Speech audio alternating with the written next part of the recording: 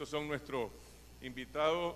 Les he propuesto hacer dos rondas de preguntas, una primera de carácter general y otra más específica sobre la obra de cada quien, para luego dar la oportunidad de que ustedes puedan conversar con nuestros invitados. La primera ronda, antes de hablar del trabajo específico de cada uno, sería invitarlos a reflexionar sobre el género del cómic, es decir, cuál es el estado del cómic hoy en España y en Europa y en América Latina. ¿Ha ganado la batalla? ¿Ha logrado establecerse como un género narrativo? ¿Cuáles son los obstáculos que aún debe vencer? Los libros de cómic se venden como cómic para adultos, sugiriendo que hay otro tipo de cómic, eso que quizás aquí antes en Nicaragua llamábamos paquine. Y les preguntaría también, ¿qué define al cómic? ¿Una recopilación de caricaturas es un cómic o es simplemente otra cosa? Empecemos por la visión de Ángel desde España y desde Europa. Buenas tardes a todos y a todas. Gracias por estar aquí a esta hora que, bueno, si estuviera en mi país diría que apetece mucho más la siesta, ¿no? Que es deporte nacional. Aquí no sé si sois practicantes de la siesta. En todo caso, estoy seguro que con la compañía que tenemos va a ser bien interesante lo que se hable aquí. Y para mí en concreto muy formativo, porque voy a conocer a dos artistas cuyo trabajo no conocía apenas antes de estar aquí. Bueno, para tratar de contestar de alguna forma a todo lo que nos has preguntado, que es mucho, yo diría que, bueno, yo me siento en esto un poco extraño, porque soy el único de los invitados, creadores, narradores, que tiene que justificar lo que hace. Todos los demás escriban novela histórica, aunque digan que no escriben novela histórica, escriban policíaco, escriban no género, escriban aventura, escriban lo que escriban, son escritores, no tienen que justificar que lo que ellos hacen es importante. Nosotros tenemos que justificar que lo que hacemos merece la pena como para estar aquí, porque un problema del cómic, enlazando con una parte del último que decías, es que se vende como algo para adultos indicando que hay otras cosas. No, de los 150 años efectivos de la historia del cómic, durante 120 el cómic ha sido un producto para niños. Y como ha sido un producto para niños y adolescentes, ha estado sobre él pendiendo como una espada de Damocles la censura infantil. No solo la censura, porque en algunos países habría censura, en otros no la habría. No, nosotros la hemos tenido siempre. Y nos hemos tenido que desarrollar un lenguaje específico nuestro, que para mí es el mejor del mundo, porque une las dos cosas más maravillosas que ha inventado la humanidad, las imágenes y las palabras. Y nosotros las unimos. Lo que estuvo unido en el principio, porque las letras ya se dibujaban, antes de las letras eso significaba un montón de cosas, no un sonido, y eso se dibujaba. Y yo se lo comentaba a los compañeros del taller. ¿Por qué pensáis vosotros que si a cualquiera que cojamos de vosotros le decimos, ¿sabes escribir tu nombre? Y el tipo escribe de su nombre Francisco. Y le decimos, ¿sabéis dibujar un caballo? No, yo no sé dibujar. Bueno, ¿un árbol? No. ¿De verdad pensáis que es más fácil escribir la letra F que hacer un árbol? No. ¿Pero por qué sabes hacer la letra F? Porque tu maestra o maestro de niño te tuvo allí repitiendo hasta que aprendiste. Si te hubieran hecho lo mismo con el dibujo, sabrías dibujar un caballo y un árbol. Ojo, yo sé escribir, nosotros sabemos escribir, pero no somos García Márquez, joder. Es que son dos cosas diferentes, saber escribir y luego ser alguien. No. Entonces, teniendo en cuenta que provenimos de un medio que hasta hace 25 años ni siquiera decidíamos los autores la cantidad de páginas que tenía nuestro trabajo, ahí dale, ¿no? Porque en los formatos europeos las historias tienen 46 páginas y los norteamericanos 22. Hombre, dile tú a Borges que haga un cuento y que siempre tenga 42 páginas, o 46 páginas o 22. Lo primero que necesitas es el espacio que necesitas para desarrollar la historia. Y eso los autores de cómic no lo han tenido hasta hace unos 25 años. Entonces, tenemos la historia que tenemos. Hemos descubierto, también debido a la historia del medio, que los primeros dibujantes, los Sales Raymond, Al Foster, todos estos eran en realidad ilustradores deportivos, que cuando apareció un nuevo medio en el periódico, que eran las tiras, empezaron a dibujar aquello. Pero mi generación, la generación de los 80, nos hemos formado leyendo esas cosas. Llegamos con otra idea, no como que esto era un oficio o un trabajo. Llegamos a esto para contar historias, para contar nuestras historias. Y cuando yo empecé al principio de los 80, había que hacerlo en los géneros establecidos. La ciencia ficción, el terror y el humor. No había mucho más. Bueno, el western, pero imaginaros estas cosas. Ahí tenías que intentar desarrollarte. Hasta la llegada de cosas como Maus, fundamentalmente, que cambia todo, no podemos hacer lo que realmente queremos. El libro que nos da la gana, con las páginas que queremos, que luego te lo publican o no, ya es otra historia, pero al menos puedes hacerlo. Y ahí hemos estado. Y en concreto, algunos buscamos si hasta a la adolescencia llegabas y luego no había cómic, pues ahora hay otros cómics que puedes leer a más edad. Y creo que esto es el principal cambio que ha venido produciendo en los últimos años. Aún en muchos lugares tenemos que defender lo que hacemos como no un subproducto, ni una paraliteratura, sino un lenguaje con todo su derecho a existir. Y no somos una parte de nada, somos un propio lenguaje. Ahí estamos. Esto es la parte, digamos, creativa. Luego la parte industrial va por otro lado. Manuel, contanos un poco tu visión desde Nicaragua. ¿Tenemos o no tradición de cómic? Centroamérica, América Latina, ¿cómo navega el cómic en estos territorios? Bueno, buenas tardes, maestro. Tenemos la dicha y la oportunidad de compartir un taller con el maestro Ángel de la Calle, y casualmente una de las cosas que analizábamos, y más que analizar, descubríamos, es el aspecto sombrío de esta que él llama un lenguaje propio, el cómics. En Nicaragua formalmente no existe el cómics. Nosotros hemos utilizado el lenguaje del cómics para expresarnos, y se circunscribe básicamente el trabajo del cómics a los periódicos. Es decir, como publicaciones independientes, lo que nosotros hemos visto y con lo que hemos crecido es con lo que nos vino, por ejemplo, en mi generación, la editorial Novarro, que redistribuía los cómics, DC Comics, Marvel Comics, que básicamente nos enajenaron a una generación. Pero en mi caso personal me motivaron a querer narrar con imágenes. Yo una vez le señalaba a un amigo que tristemente en Nicaragua nosotros tenemos muchos talentos individuales, pero colectivamente pues hemos sido un fracaso. En el caso del cómics, yo no hablaría formalmente de que existe el cómics en Nicaragua, y aún sería un poco más duro en eso. Yo creo que en América Latina mismo, salvo honrosas excepciones, principalmente en el Cono Sur, en Argentina, algo en México, los mismos mexicanos dicen que su cómics es horroroso. La gente que sabe del cómics, ¿verdad? Como lenguaje, es un lenguaje maravilloso, pero desafortunadamente por su misma génesis se le ha considerado subliteratura. De tal forma que creo que en Europa es donde se ha dado ese gran salto, donde se ha podido ver literatura en el cómics.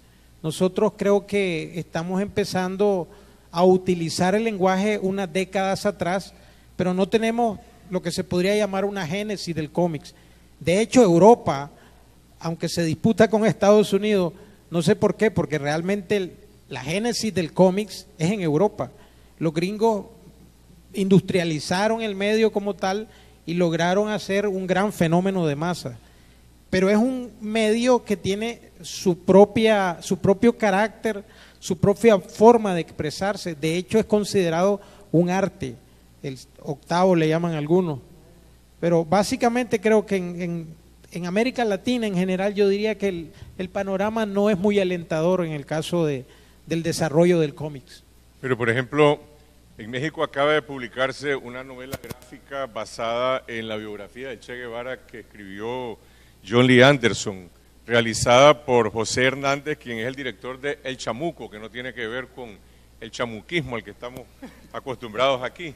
Pregunto, por ejemplo, el trabajo de Rius, que ha publicado cantidades de títulos relacionados con temas, muchos asociados a la política, a divulgación de autores, a biografías, se puede inscribir dentro de esta tradición de cómic. ¿Cuáles son las corrientes, si existen, del cómic en América Latina.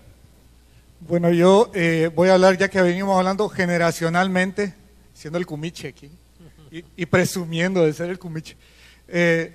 Yo soy un niño de los 80, entonces yo ya me escapé de los superhéroes, había bloqueo, no llegaba nada de eso, de superhéroes ni nada de eso acá. Entonces, digamos, mi educación, si se quiere, dentro del cómic, del humor y la caricatura, fueron los cubanos. Venía una revista que se llamaba Cómicos, en los 80, no sé si te recordás. Claro, claro.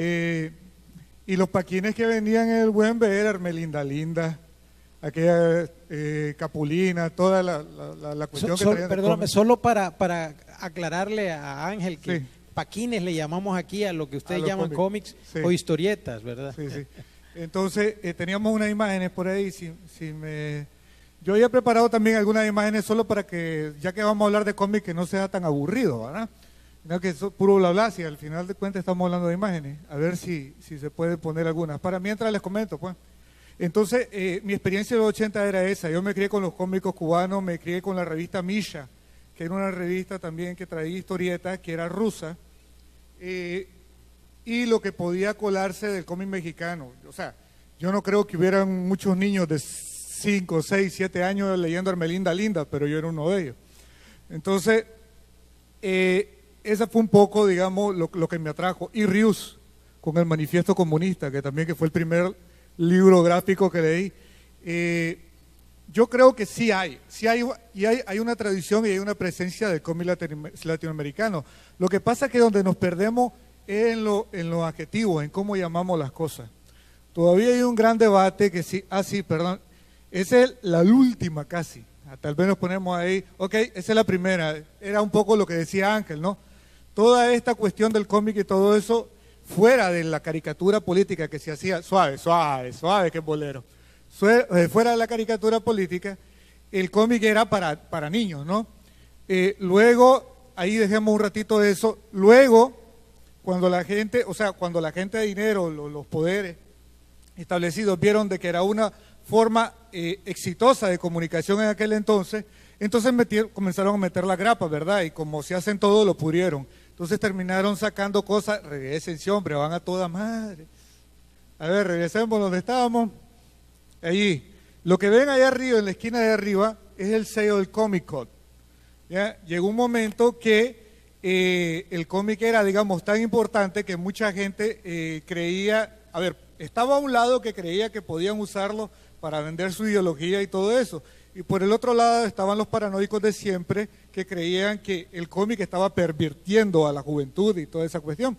Entonces se creó esa cosa que se llamó el Comic Code, que estuvo de hecho vigente hasta el 2000, creo, 2001, que se supone que era para prevenir que los contenidos de los cómics fueran algo que fueran, digamos, nocivos para la juventud. Démosle, hoy sí, esa no era de la última, pero bueno, ya que estamos hablando de Nicaragua, vamos a aterrizar acá. El cómic en Nicaragua también lo ha habido en Latinoamérica también, y lo ha habido del español que nos ha llegado a nosotros. Paracuello, yo crecí con Paracuello, yo crecí con Buggy el Aceitoso, que aunque fuesen historietas de una página, es historieta, al fin y al cabo es cómic, y es una forma de narrar. Perdón, Pedro, pero no es cómic autóctono.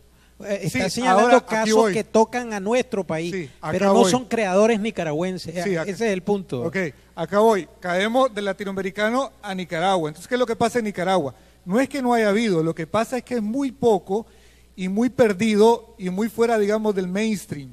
Yo creo que una de las pocas cosas que se han hecho en este país, digamos, casi mainstream, fue en los 80, en estilo de cómic, fueron estos libritos, estos cómics, ¿verdad? Que se sacaron en los 80, que se llama El Muchacho de Niquinomo, que por cierto fueron basados en un texto de Sergio Ramírez, que acá nos acompaña, que fueron adaptados a formato de cómic y que los dibujó, ya les voy a decir acá el nombre, Felipe Flores Toruño, que no tengo yo la dicha de conocer, no sé qué hará ahora. Estos se sacaron en los 80, para conmemorar, si no me equivoco, los 50 años del nacimiento de Sandino. Entonces, esto es así como lo más mainstream de cómic que se hizo en los 80. Por supuesto está Roger, pero Roger no trabajaba, como dice bien, en historias de largo formato, sino en historietas cortas de una página para barricada y todo eso. Entonces, no estoy hablando como conocedor, estoy hablando como consumidor. Esto es lo más cercano a una experiencia así. Luego hemos tenido otros cómics basados sobre historias de Nicaragua, pero que no están hechos por nicaragüenses. De hecho, el único cómic, novela gráfica propiamente dicha, que ustedes pueden conseguir en este momento en Nicaragua, y lo pueden hallar en Literato, y solo hay como 3 copias, así que se apúrense si lo quieren, es Muchacho de Lepage. Lepage es francés. Él vino a hacer una historia sobre este personaje, que es una historia sobre la revolución. Tiene su escenario como escenario la revolución de los 70, ¿no? Y fue un francés el que lo vino a hacer. Nadie se ha animado a contar eso. Luego el otro cómic que yo he podido rescatar, que es precisamente un cómic sobre las leyendas de Ometepe, y se llama Ometepe, que es este que tienen acá a la derecha. Ese tampoco lo hizo un Nick, lo hicieron creo que también españoles, ¿no? Ángel sabrá mejor que yo eso. Entonces, nosotros estamos, decía Will Eisner cuando él llegó a México, que a él le daba cosa ver por qué los mexicanos querían hacer historietas de superhéroes en México, teniendo tantas cosas mejores que poder contar. Así nos pasa a nosotros. Nosotros no valoramos que hay un montón de historias que pudieran contarse en formato de cómic, aprovechando que historia de caricatura sí tenemos, ¿no? Una tradición de caricatura, pero no se ha podido explotar acá. Entonces sí se ha producido cómic. De hecho, se está produciendo cómic. El problema es que son cosas, no son ni siquiera fanzines, ¿no? Ángel sabe un poco de lo que es un fanzine, sino que son cosas copiadas del extranjero que no se adaptan tal vez al público, más de un nicho, que es precisamente el que le gusta del manga. Ustedes se van a las librerías de acá, van a encontrar uno que otro cómic hecho por muchachos acá sobre historias que se parecen más a Dragon Ball Z que a cualquier otra cosa que podamos ver en un país como el nuestro. Entonces, ¿está mal ese esfuerzo? No, no está mal. Lo que pasa es que, ¿qué es lo que sucede con esta iniciativa? Salen 2, 3, 4, 5 muchachos, ponen sus pesos en común, se editan su cómic, el cómic es manga, lo ponen en Literato y en Hispamer y un par de librerías, tratan de venderlo y cuando se dan cuenta que no pega, se desinflan y vienen para abajo. Cada 2, 3 años sale otro grupito de muchachos y quiere hacer lo mismo. Se desinflan y se vienen para abajo. Porque no encuentran su público no está en esa librería. Su público está en las convenciones de cosplayers, si quieren un poco, que se hacen acá en Managua, entiendo, ya de vez en cuando, pero no están ahí. Entonces, y para el otro público, el que demanda una historia narrada, que sea digna de poder sacarla en un bus o en un consultorio, en una sala de espera de algún lado, y no me da pena estar leyendo este cómic, no hay. Entonces, ese es el reto que hay ahorita. Okay, vamos ahora a hablar de la obra, empezando con Ángel, y después vamos a hablar con Manuel y Pedro de su propio trabajo. Este libro que tienes en tu mano, Ángel Modotti, una mujer del siglo XX, es el resultado de una investigación rigurosa y también una mirada muy personal tuya sobre ella. La pregunta es, ¿qué te permite hacer el cómic para contar esa historia de esa manera que no lo podrías hacer con otro género narrativo? Entiendo que tenemos imágenes de Modotti, no sé si mientras hablas No.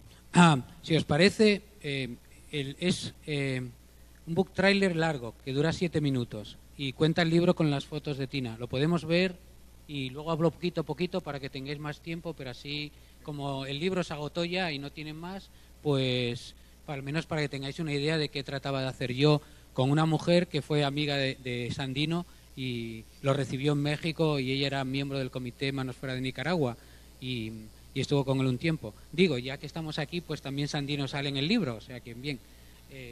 ¿Lo vemos? Teóricamente tiene sonido.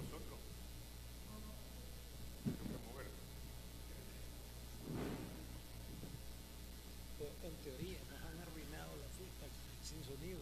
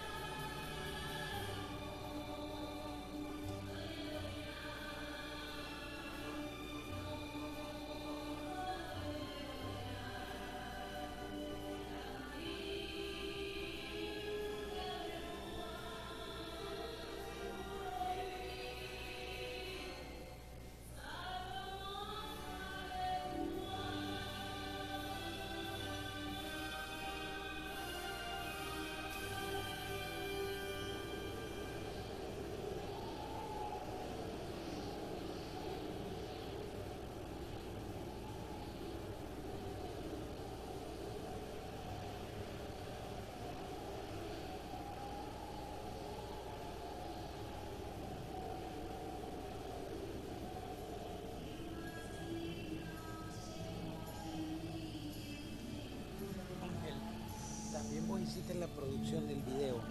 No, yo lo único que hice fue el guión. O sea, lo que señalé, lo que querían que sacara. Ah, bueno, pero en realidad sos el creador del guión. Sí. Lo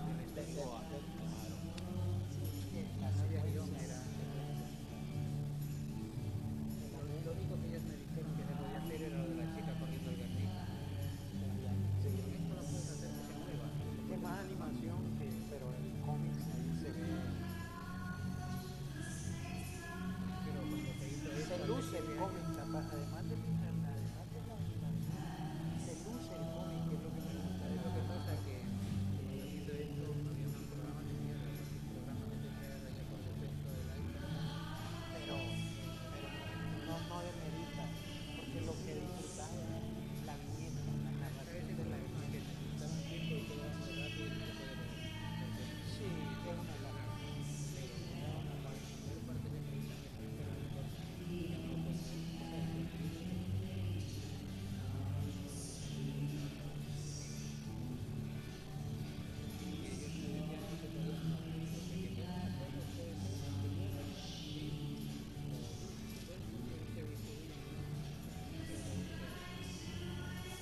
Había esa disyuntiva, esa duda siempre. Pero realmente nunca creíste que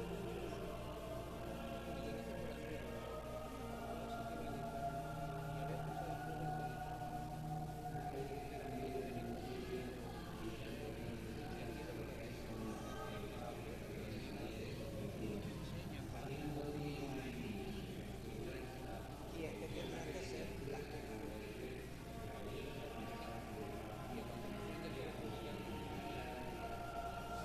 de España y de fuera. Ya fue la novela gráfica. De hecho, no se llamaba novela gráfica, era un cómic. Lo importante es que salió con el nombre, como vos decís, todavía se sigue discutiendo a nivel teórico y eso es irrelevante.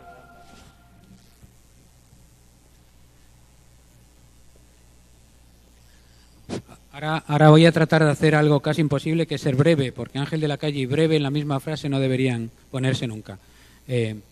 Vosotros no lo agradeceréis, pero normalmente las chicas lo agradecen.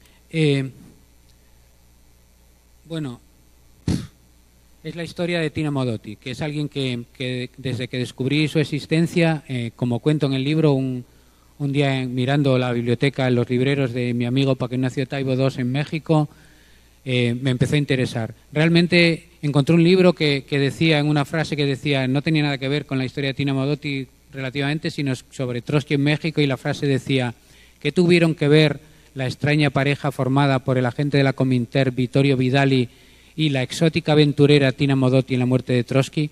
Joder, yo cuando leí eso, lo de exótica aventurera, me maravilló. Digo, quiero saber más de esta mujer que es una exótica aventurera. Y entonces fue cuando me enteré de quién era poco a poco la mujer, y de que las biografías que habían hecho, que se habían hecho hasta entonces, no eran muchas, eran 5 en aquel momento. La mejor era de una norteamericana que vivía en México, se llama Margaret Hooks. Había una novelización de un guión que había hecho de Elena Poniatowska, que se llama Tinísima, que no es una de sus mejores novelas y tiene algunos fallos históricos, porque realmente era un guión para cine, no era un libro de historia. Y había otra de Pino Cacucci, que es así, que es una novela, y entonces puede hacer lo que quiera, cambiar la realidad, alterar las fechas, lo que sea. Y el primero que se hizo, que era el de Mildred Constantine, la antigua directora de fotografía del Museo de Arte Moderno de Nueva York. Y yo me quedé, porque además estaba en la ciudad donde había muerto Mella. Me enteré que había sido amante del fundador del Partido Comunista Mexicano, y que por cierto estaba casado y tenía hijas en Cuba. Con lo cual Tina Modotti en Cuba no existió hasta los años 80, porque joder, el fundador del partido no iba a ser un tipo que tenía amantes. Donde un comunista había hecho nunca eso. Entonces me fascinó mucho, ¿no? Y luego resulta que en la Basílica de Chapingo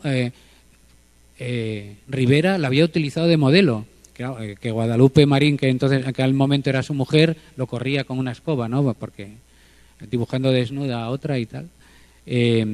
Y que había sido, que fue también, había llegado a México después de haber sido protagonista de 3 películas en Hollywood, en la época del cine mudo, y que era la amante entonces y aprendiz de Edward Weston, el padre de la fotografía norteamericana, y que era amiga, y que luego se fue a Berlín, poco antes de que llegase Hitler al poder, y que de allí fue a Moscú y abandonó la fotografía, que era lo que hacía, para dedicarse a la actividad política, y que había estado sacando y metiendo gente en Alemania y en otros países en esos momentos, haciendo de agente de la Cominter, y que había venido a España justo después de la Revolución Asturiana, de donde yo soy, que había estado llevando dinero a Asturias, desde Socorro Rojo, clandestinamente, entrando en la ciudad donde vivo, cuando estaba tomada por el ejército después de la derrota de la Revolución, y que había sido una heroína de la Guerra Civil Española, era una de las que organizaba las salidas de Socorro Rojo de los niños de la guerra, y que había recogido los cadáveres bajo los bombardeos en Madrid de las criaturas, y que luego volvió a México, el único lugar del mundo donde no quería regresar, y que murió en extrañas circunstancias, dicen, en la parte de atrás de un taxi en Ciudad de México, cuando salía de una fiesta de fin de año de casa del último director de la Bauhaus, Hans Meyer, el arquitecto, que vivía exilado en México, y que cuando murió la enterraron en el lugar de los sin tierra, de los más pobres, de los parias, porque no tenía dinero, en el Panteón Dolores de la Ciudad de México, y que sin embargo Pablo Neruda escribió los versos que están grabados los primeros en su tumba, y Meyer diseñó la piedra en que está esculpido en bajo relieve su perfil.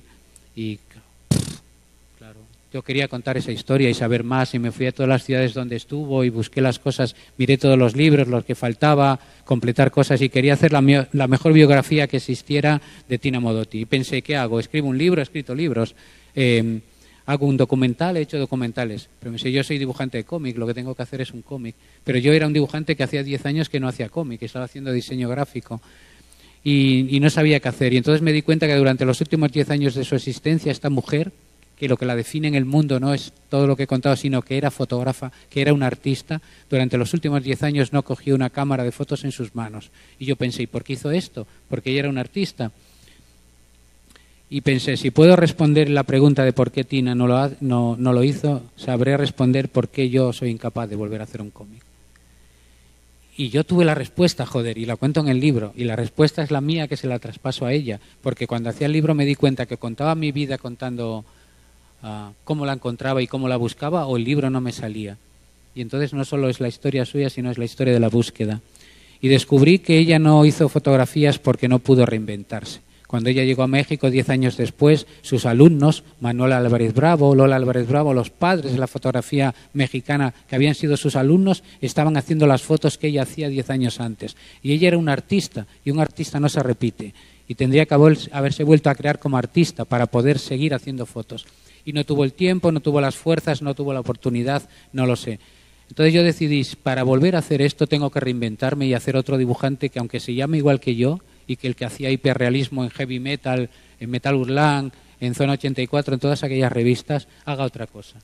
Y había un libro, el único libro que me inspiraba, que era Maus, porque era barato de producir, era en blanco y negro y era pequeñito, como un libro. Y pensé que algún editor se animaría a publicar aquello, aunque solo fuera porque era barato de producir, ¿no? Pero yo quería hacer lo que quería hacer, y así fue como lo hice. Y el editor me dijo, bueno, te lo voy a publicar porque eres amigo mío, pero tú sabes que de esto vamos a vender 200 ejemplares como mucho, ¿verdad? Y yo le dije, ¿tantos? Y bueno, y lo que pasó luego fue que, bueno, tiene 6 ediciones, va para las 7, está publicado en no sé cuántos países, y es un pionero en la novela gráfica, porque yo estaba haciendo un cómic, no estaba haciendo una novela gráfica, que no existía prácticamente el término en España. Pero esto es la historia de este libro, y este libro lo acabé hace 10 años y ya hay otro, y es siempre como hablar del pasado. Y me di cuenta que me interesaba mucho Latinoamérica, porque esto al final sucede en Latinoamérica, que es México gran parte de ello, y el nuevo trata de latinoamericanos exilados en Europa en los años 80. Entonces, bueno, de alguna manera va a ser cerrar un círculo. Es la historia de la cultura de los años 30, este libro. Y esa presentación que nos acabas de hacer es casi como una introducción también del cómic audiovisual, aunque es solamente una mirada muy resumida de tu libro, pero bueno, es otro lenguaje. Manuel, si mi memoria no me engaña, vos hiciste el Tayacán en los años 80. Sí, sí. El Tayacán era... Bueno, yo ilustraba la página editorial. Sí. Okay, el Tayacán era un punto de vista de la Iglesia Popular y ahora estás haciendo unos, no sé cómo llamarle, unas historietas de educación cívica, unos cómics que están asociados con los valores democráticos. Bueno, la pregunta es cuando un artista, en este caso cuando un caricaturista, cuando un historietista asume este tipo de misiones, ¿tiene el cómic un valor particular como objeto para educar, para denunciar, o se puede correr el riesgo de que se pierda algo de su potencia narrativa, de su libertad creativa, porque hay un objetivo específico de lo que se quiere transmitir? Bueno, me gusta que hayas tocado el tema casualmente y voy a hacer un comercial luego. En realidad es más el deseo de entrarle al género del cómics. Es decir, con apoyo de la Fundación Nicarao, que dirige Enrique Zamora, estamos tratando de hacer en este año, posiblemente en un par de meses o 2 o 3 meses, la presentación de 2 historietas. Una que narre la vida de Rubén Darío, niño, y su época adulto. Esto con un estilo más realista.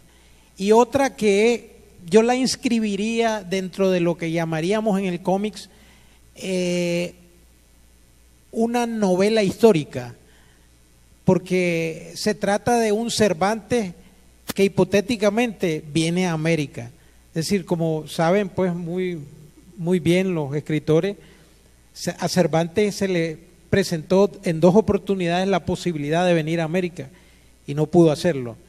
Bueno, en mi cómics él viene y de algún modo abordando un poco el lenguaje de la época, la historia de ese momento, tratamos de recrear a un Cervantes en América. Ese es un proyecto que tenemos en Fundación Nicarao para los próximos meses y de alguna manera es eso, tratar de darle un impulso al género del cómics, que como vos decías, en Nicaragua lo conocemos como el lenguaje de denuncia, e incluso como el lenguaje panfletario. Sí se ha hecho cómics, como decía bien Pedro, pero desgraciadamente se ha utilizado. Es decir, yo crecí con un cómic que me enajenaba y en los 80 se quiso hacer otro cómics para enajenarme. Ahora yo me quiero desenajenar, si me permiten ese barbarismo. Y queremos rescatar el lenguaje del cómics para hacer cosas que aporten a la sociedad.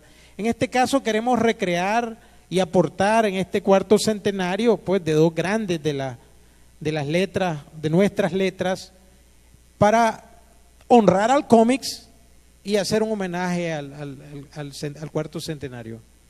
Termino con Pedro con un par de preguntas. La primera, no sé si en el auditorio estarán tan sorprendidos como estoy yo de que prácticamente en esta conversación el humor ha estado bastante ausente, y siendo ustedes personas que asociamos con ese lenguaje gráfico que utiliza el humor como medio fundamental para transmitir ideas, para provocar reacciones. Bueno, el cómic y el humor van de la mano, ¿qué pasa? Y en segundo lugar, Pedro, como vos te estamos reclutando, incentivando para entrar también en el mundo audiovisual, ¿hay algún espacio para el desarrollo de ese lenguaje narrativo, eso que aquí llaman novela gráfica o cómic en el mundo audiovisual? Sí. Bueno, yo creo que el humor entra dentro del cómic, ¿verdad? Pero es que cuando uno dice cómic, y volvemos otra vez al pleito de los términos, mucha gente cree de que solo es risa y hay otra gente que cree que solo es superhéroes y hay otra gente que cree que es porno. O sea, hay de todo. El cómic, digamos, va como el cine, ¿ya? Entonces, allí encaja todo lo que se pueda narrar gráficamente, así de simple, ya sea de una manera humorística, ya sea de una manera más seria, ya sea de terror, ya sea de lo que sea. Entonces, ahorita, en este momento, ¿cuáles son los retos? Yo creo que los retos para todos los que hacemos esto de alguna u otra forma es cómo aprovechamos las herramientas que ahorita tenemos para contar esas historias que queremos contar que nadie más cuenta y nadie más va a contar porque solo podemos hacerlo nosotros. Yo, por ejemplo, hace rato que le vengo dando la vuelta a hacer una serie de historietas en clave de humor siempre sobre lo que era la vida en los 80s. No tanto desde el punto de vista ideológico, sino desde el punto de vista social. Yo soy del norte y mi apreciación de los 80 es muy diferente a la que tiene la gente de Managua, obviamente. Entonces, pero lo que pasa es que nos lleva tanto tiempo estar dibujando árboles de la vida que no queda chance de hacer eso, ¿verdad? Pero eso no significa que uno no pueda ir buscando, ir tanteando las aguas e ir haciendo otras cosas. Yo tenía una imagen por ahí, no sé si producción tiene ahí la imagen, ¿se pudiera poner? La segunda imagen sí, una que es larga. Yo he estado haciendo algunas cosas para afuera, con otras organizaciones, siempre desde el punto de vista social, pero no tiene nada que ver con humor. Tiene, digamos, más que ver con, digamos, un poco de didáctica, si se quiere, pero también de llegarle a temas que son importantes en la agenda internacional ahorita en este momento. Por ejemplo, acabo de terminar uno que es sobre la crisis de los refugiados en Europa. Puse la imagen ahí, pero no sé si vamos a tener chance de verla. No, te lo mandé en otro correo, es uno largo. ¿Lo tenés? ¿No lo tenés? Ok. Bueno, lástima, no se puede mostrar. Pero bueno, y es acerca de la crisis de refugiados en Siria. Hace poco hice también uno corto de una página sobre el acceso de los pueblos a resolver su problema en La Haya. Entonces, la cuestión es ir buscando los mecanismos. Por ejemplo, y no lo hemos tocado acá, pero algo que tiene mucho éxito ahorita son algunos webcomics, que no necesariamente son tiras como las que nosotros vemos en los periódicos, sino ya historias que van por capítulo y todo eso, que los autores suben una página a la semana. Y hay muchos autores que están teniendo muy buena recepción de ese cómic, hasta el punto que un año después, 2 años después de estar publicando esa página semanal, tienen las suficientemente páginas para hacer un álbum, y se imprime el álbum, y la gente que seguía el webcómic compra el álbum físico en papel. Entonces, yo creo que el reto es explorar eso y explorar también nosotros, animar a la gente que nunca ha leído novela gráfica o cómic o lo que sea, y que creen a veces muy erróneamente que es un subgénero o que es algo, qué sé yo, comercial, que no vale la pena darle valor. El mismo Humberto Eco, que aquí podrían ver la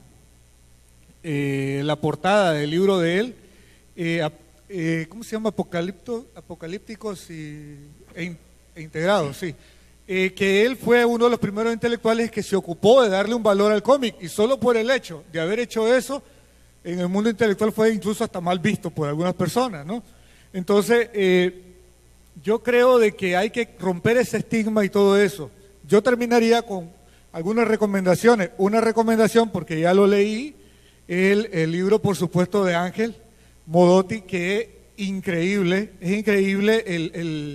la capacidad narrativa que tiene Ángel a la hora de contar eso. Yo tengo que confesar que no es el tipo de dibujo que me apasiona, pero a la hora de contar una historia no es necesario que el dibujo sea preciosista, lo que se necesita es que se entienda bien y que el lector lo comprenda bien. No es necesario que sea una cosa así de otro mundo. Y otras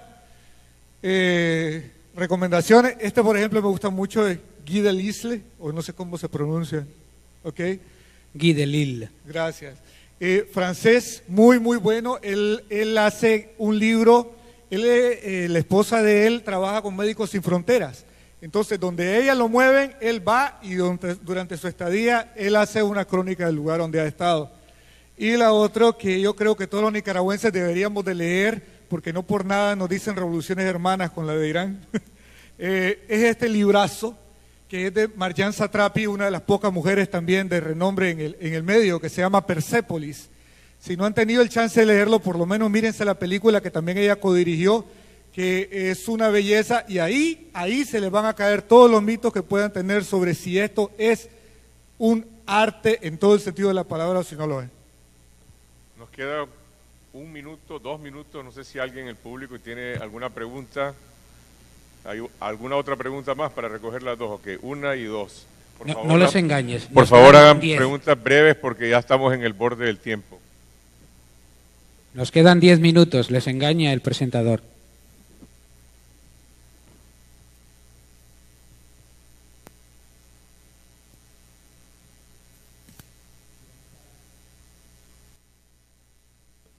Buenas tardes. Usted dijo algo que me llamó mucho la atención. Dijo de que el cómic es una especie de subliteratura. Me llamó la atención porque me surge la pregunta de si es una especie de subliteratura, quiere decir que existe un problema cultural aquí en Nicaragua. La carencia del mismo cómic en Nicaragua. Entonces, quiere decir de que si es un problema cultural, es porque existe una gran posibilidad de que carecemos de ideas o que carecemos de aptitudes artísticas para poder hacer un cómic, porque todo surge de una idea, y si no existen esas ideas y menos la aptitud o la capacidad artística para llevar a cabo una novela gráfica, quiere decir de que se convierte en un problema cultural. Pregunto. Gracias. No. Vamos a la otra pregunta y las responden juntas. Allá.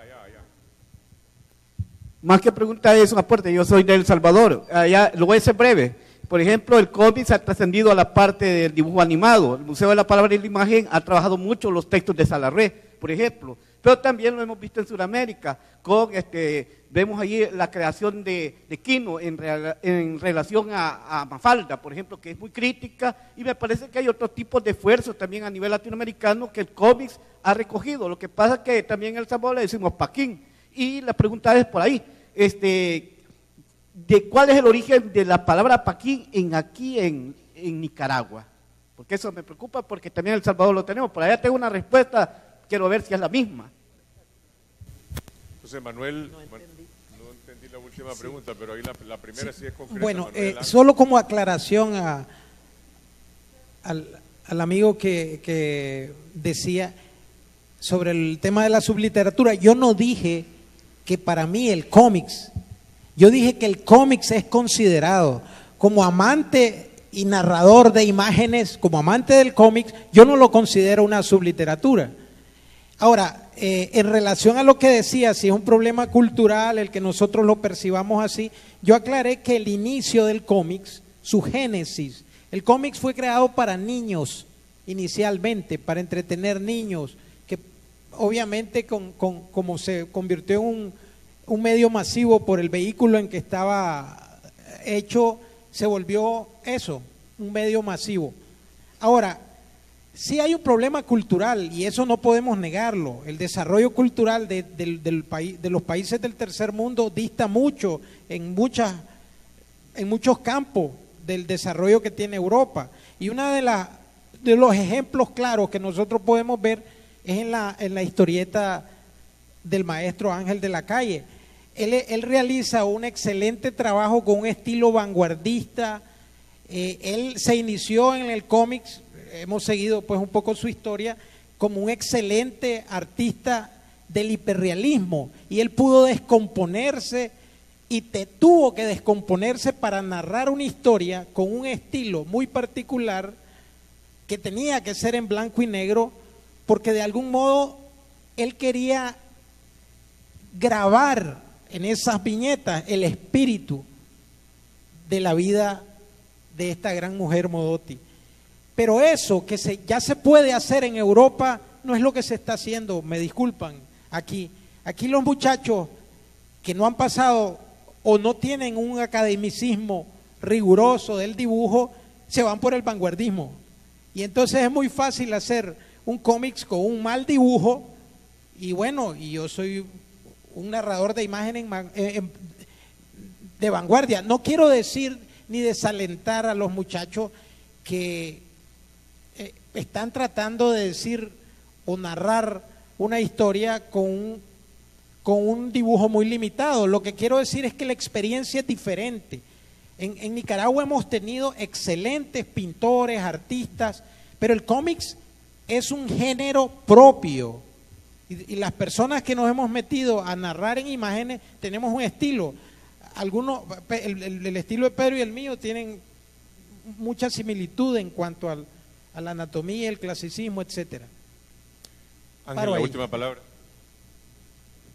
Primero, no entendí muy bien la pregunta del compañero, si era por qué se llamaban pasquines aquí. Bueno, yo no sé responder la pregunta, pero sí es un tema el nominalismo que me preocupa relativamente. A ver, en mi país se les llamaba tebeos. Tebeos significa algo infantil, era el nombre de una revista que por alargamiento significó el nombre de todo, de las revistas, de las historias dentro, de todo. Y yo no utilizo la palabra tebeo, utilizo la palabra cómic, porque, y os lo pondré con un ejemplo que entenderéis rápidamente.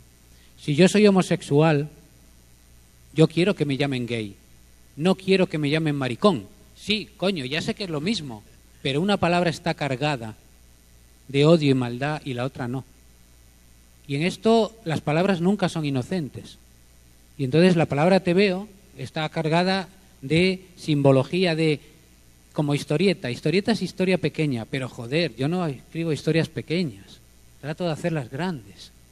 Me saldrán o no, pero mi intención no es hacer historietas. Entonces, por eso tengo esa cosa, que es un poco snob, pero que a veces hay que marcarlo. Es como las cuotas. Joder, si ya sé que a lo mejor no hay 50 tías tan buenas como los 50 tíos, pero como no empecemos no las habrá nunca. Y yo lo que creo es que hay mejores tías que tíos, pero bueno, esa es otra historia. Entonces, esto es un poco así. ¿Por qué surge? Pues surge porque las palabras todas son inventadas. Ninguna estaba ahí. Y los únicos propietarios de las palabras son el pueblo que las habla. No un montón de gente en una academia o un salón. Es el pueblo que lo habla, el dueño. Y si inventó Pasquín, bueno, por algo será. Utilizamos cómic, que no significa nada, significa cómico encima. Y yo tampoco hago historias cómicas. El humor, Ríos, por ejemplo, el maestro Ríos, los maestros argentinos. O sea, la vanguardia del cómic mundial en el año 61 estaba en Argentina, no estaba en Estados Unidos, ni en Europa, estaba en Argentina, con el mejor guionista que ha habido nunca en la lengua española, que es Héctor Germán Oesterheld, desaparecido en el proceso argentino. Y probablemente el más vanguardista y maravilloso autor que ha estado nunca dibujando los cómics, que es Alberto Breccia. Y Hugo Pratt, que era argentino en esa época, y Solano López, eso sí, y el Eternauta, y Mort Cinder, y el maestro Quino haciendo Mafalda, eso era la vanguardia en el cómic, y alguna de esas obras no la puede leer un adulto con... ¿Y qué estaban haciendo otros países en su literatura, en su cinematografía? ¿Era la cinematografía argentina tan buena como el cómic? ¿Es vanguardia en el mundo en el año 60 la cinematografía argentina? ¿A que no? Pues el cómic sí. Y un lenguaje propio lo está siendo. Y lo está haciendo desde Latinoamérica.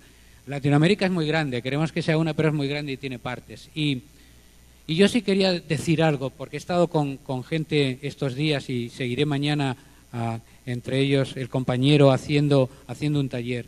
Hay un montón de talento que yo he estado viendo estos días aquí. Un montón de talento salvaje, son como potros salvajes. Tienen toda la fuerza, todas las ganas, todo el interés, pero no saben el camino, están perdidos. Y la vanguardia tiene un problema, y el problema es que si tú vas un paso por delante, tú vas guiando a la gente, pero si tú vas 100 pasos por delante, lo más probable es que estés perdido. Entonces, tenéis que manejarlo con cuidado los que sois mayores, porque tenéis ahí un montón de talento junto, pero tenéis que indicarle el camino y que se puede, joder, que tenemos el lenguaje más maravilloso que ha inventado el hombre, os decía, las imágenes y las palabras otra vez reunidas. Y con eso se puede hacer todo. Periodismo como Joe Sacco o Art Spiegelman, narraciones largas, cortas, humor, todo es un lenguaje. Los géneros son como en cualquier otro lenguaje y lo tenéis ahí y tenéis a esa gente. Y no os preocupe que haya industria o no, ni necesidad del lector o no. Nunca encontraréis una manifestación en las calles de Managua, queremos más cómic. No lo habrá nunca. Pero si lo ofrecéis, acabarán cogiéndolo. Cread la oferta y se creará la demanda. Y tiene que ser así, pero tenéis que hacer obras. Y eso es muy duro, como saben cualquier escritor. Cuando tienes una novela que va a tener 250 páginas y está en la 125, lo que apetece es tirarla a la mierda. Porque, coño, estás tú solo como en medio del mar de noche, no sabes a dónde ir. Piensas, menuda porquería que me está quedando. Me van a poner a parir. Todos los que quería que me quisieran por esta obra no me van a querer. No se va a vender. Y lo que te apetece es dejarla. Pero los más fuertes la hacen. Y esto, el que resiste, gana. Y es acabarlo, y es tener obra. Y tenéis que hacerlo. Aunque se vendan 50 ejemplares. Joder, el libro que más ha influido en mi adolescencia, que lo llevaba a todas partes y que lo podéis encontrar en cualquier tianguis del mundo, en cualquier una manta de libros, en cualquier parte lo están vendiendo, en las librerías, en todas lo hay. ¿Sabéis? El tipo que lo escribió, que se llamaba Federico, lo escribió y nadie se lo editaba, le pidió dinero prestado a su hermano, hizo 40 ejemplares, que era para lo más que le daba el dinero, y dijo, bueno, no lo voy a vender con 40 ejemplares, se lo regala a los amigos. Y cuando llevaba 7 firmados, dedicados, se encontró con que no tenía más amigos. Ese libro del amigo Federico Nietzsche, se llamaba Así habló Zaratustra. Primera edición, 40 ejemplares, 7 regalados, 0 vendidos. Joder, cuando a mí me dijeron que igual vendía 200, estaba encantado. Mi ídola vendía 40, le ganaba de goleada. No es eso. Lo más maravilloso que hay es un lector. Un lector es mejor que un premio, mejor que 100.000 vendidos que no sabes si los han leído. Cuando se te acerca un lector y lo has encontrado, es lo mejor que te puede pasar a un autor. Y es lo que tenéis que buscar. Ellos llegarán, pero tenéis que ofrecerle algo. Y tiene que ser sincero y auténtico. Y las historias, si quieres ser mano de obra barata en Estados Unidos, en Francia o en Japón, pues aprendes sus técnicas de dibujo y te pegas con los 300 autores del mundo que quieren hacer Spider-Man ese mes. Pero si no, si quieres contar tu historia, contar lo que te rodea, no importa que pase en Nicaragua, puede pasar en Marte. Si lo hacéis desde aquí, serán vuestras ideas, vuestros pensamientos, vuestra forma de narrar. Eso es lo que tenéis que hacer, porque eso es lo que nos va a interesar fuera de aquí. ¿Qué diablos nos va a interesar Spider-Man dibujado por un nicaragüense? Si además lo va a escribir un americano, porque la mano que mece la cuna en una historieta es el guionista. Es el guionista, no el dibujante. Los dibujos muy bonitos no transmiten. 50 dibujos iguales uno detrás de otro no indican nada. El mejor museo del mundo, después de los 40 primeros cuadros, ya no puedes ver ninguno más. Puedes recorrer todas las salas, pero no vas a poder ver más.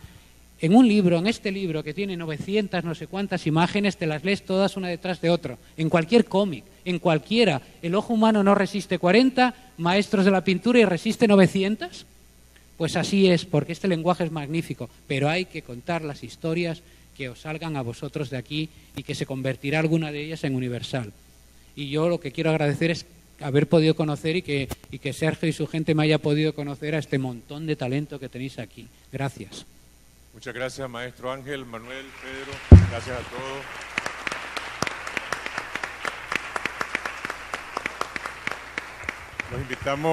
Los invitamos a continuar en la sala con el siguiente conversatorio sobre novela negra, espejos de la realidad contemporánea. Gracias.